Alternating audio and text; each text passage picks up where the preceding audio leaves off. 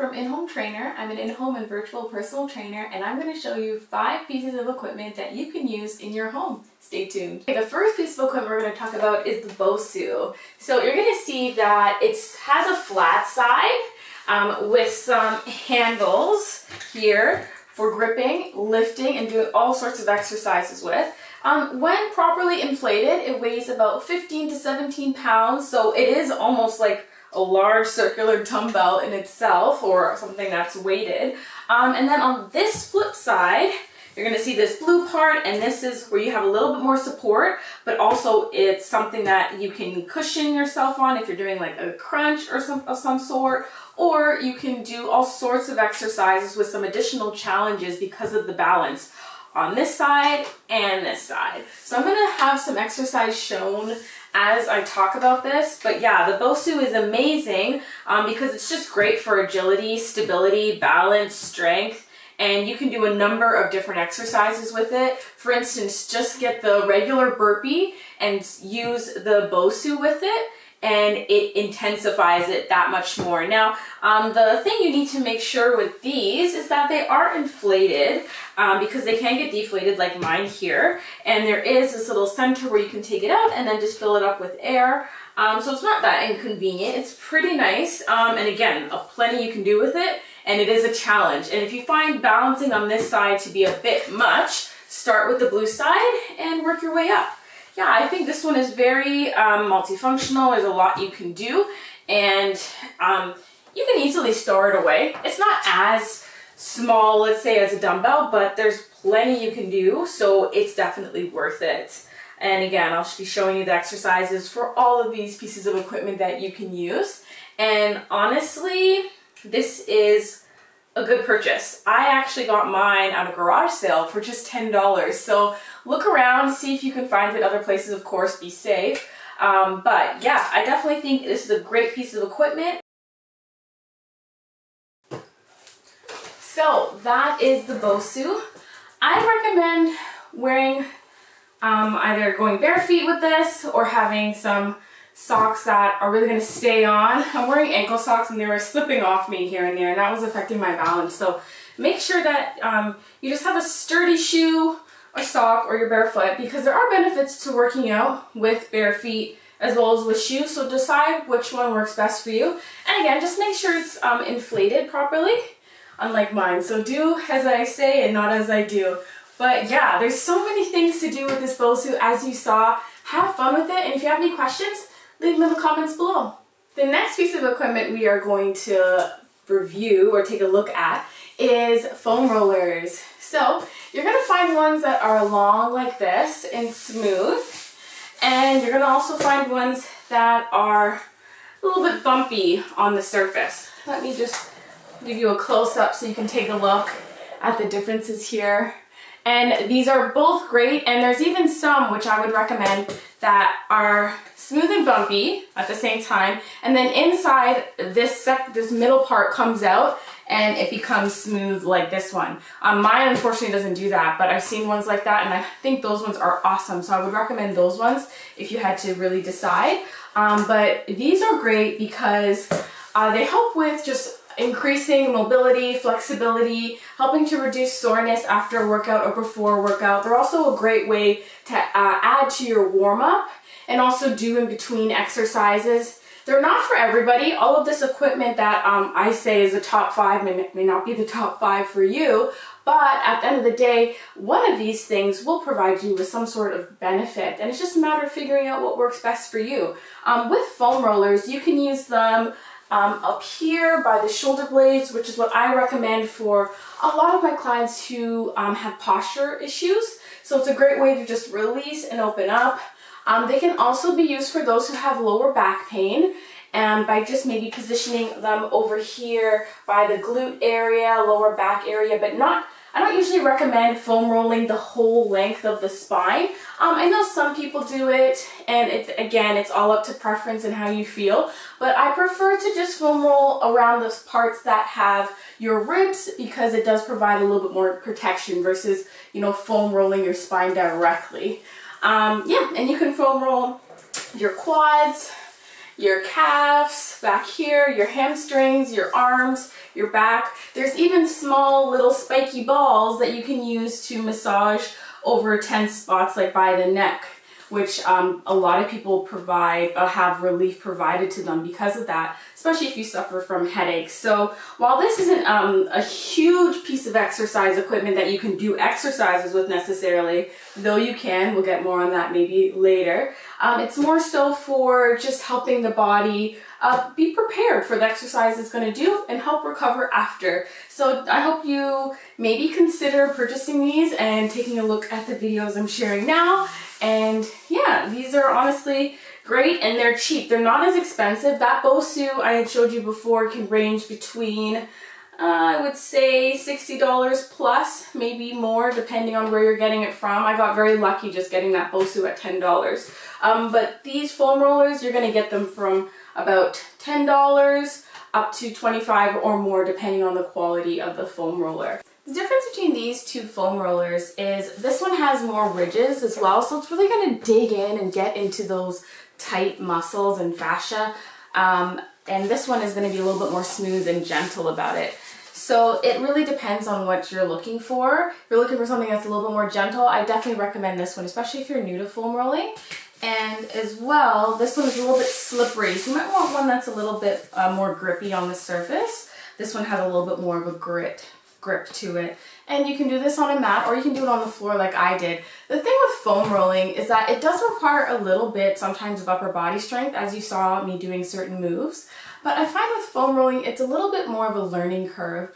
You can certainly look at videos like ours as well as other YouTube videos about how to do foam rolling, but you do have to be safe in the way you do it and don't think it replaces any stretches or any other exercises you have intended or that you need to do to help with your overall health and fitness. But again, it's awesome for that release, stretch, and it's almost like a massage, especially when you can roll and kind of settle in on a tight muscle that you feel. But also something to keep in mind, just because a muscle feels tight and it feels like maybe it needs to be foam rolled out, that's not always the best thing to do and it can actually make it worse. So I do recommend that you start gentle with foam rolling and seek assistance if needed by contacting a personal trainer. Details in the description box below. The next fitness equipment I recommend is a BMI machine. I've had this one for almost 5-6 years, as long as I've been a trainer. I purchased it on Amazon and all of these items will be in the description box below. This is really handy because it allows you to see, actually measure your fat and BMI, which is great, your fat percentage and your BMI. Keep in mind though that these are not accurate in any way, shape or form. In order to have an accurate measurement of your BMI and your body fat percentage, especially your body fat percentage, is to actually go to a lab, maybe get in a bod pod or a pool, and they kind of measure your body fat a little bit more accurately that way. And it's not cheap to do that or convenient. And a lot of athletes usually go down that route. I did do that when I was in school studying to be a personal trainer, but I ended up just going with this because at the end of the day, having a standard way of measuring your progress is going to be the best way. So as long as you can go back to the same thing you used before, which is this, or the scale, or taking a picture of yourself in a certain outfit and then following up again within 2 weeks or whatever, that's the best way to do it. So I would say this is definitely not 100% accurate, and especially when it comes to the BMI, it can even skew results depending on, let's say even an athlete will sometimes be considered to have a high BMI, and that's not the case. So yeah, but this is definitely a good standard way to see where you're at, get a guideline of where you are. It basically sends, from what I remember, a current through you. So you cannot use this if you have a pacemaker. And then from there, it picks up your BMI and your heart rate. So I'm going to show you a little bit more about this and why I like it so much. And I like using this as my standard way of measuring my clients' fat, body fat, and BMI. And it also does not work for those who are over 60, I believe, just because afterwards the results are just not going to be as accurate. Okay, so what you do for this is you press the on-off button here, and it's going to have that set on the screen, and then it's going to say guest. From there, I press the on-off button again, or rather I press set, the set button here, and then it's going to say normal. You can change that setting by pressing set again. and it'll just take you to the height of the person. So I'm 5'1", so I'm just gonna go all the way down till I get there. And you can see it has halves, quarters, and then I press set again. And my weight is, I believe I'm 103, last time I checked. I'll say 103.5, set that. And then your age, you can see the arrow, it's pointing to that, then it puts the number here. I'm giving you guys all my information right now. I'm 27. And then am I male or am I female? And then I go down, I have the arrow here, down, up, and then I press set. And then I'm gonna stand tall, arms in front, putting my hands around this part and my thumbs on the top. You'll see it has that image displayed there to show you how to do it. And then I press start and hold it straight in front of me. I don't need to squeeze it or anything, just grip it normally. And then it tells me my BMI and my fat percentage. So BMI is 19.5, that's considered in the normal range. And then my body fat percentage is 15.1. And what I do when I show my clients this is I also have the charts of what's a normal BMI, what's abnormal, and then the body fat percentage as well, and where you kind of range with that. So I'll put that in the description box below. So I think it's pretty cool and pretty convenient way to calculate it instead of having to, you know, put all your information in a calculator online. Another piece of equipment I recommend is actually having a handy dandy timer. I use this with my clients all the time and they love it and I love it as well. And I use it because I just feel a little bit more professional than using my phone as a timer. And it's just very convenient because it has the timer set for you. It'll tell you when it counts. You can see the countdown, and so can the client depending on where I put it. It is small. There are bigger ones, but the bigger they get, the more expensive they are. So I figured this is a little bit better for the average person and for me for what I'm doing, especially because I'm doing virtual training. So yeah, I just find it a little bit more convenient, and it keeps you off your phone because sometimes the phone can be a distraction when you're working out, and it's just something to consider. So basically, I will bring you closer here. You're going to see it has the minutes, seconds, and then you just press both of these to clear it. 10 seconds, 5 seconds that you can add on, start, stop, and then here is the on off button. So I turn it on, displays the screen at first, and then I want to do a 30-second workout. I press the 10-second button 3 times, and it takes me to 30 seconds. And sorry, there's a lot going on outside.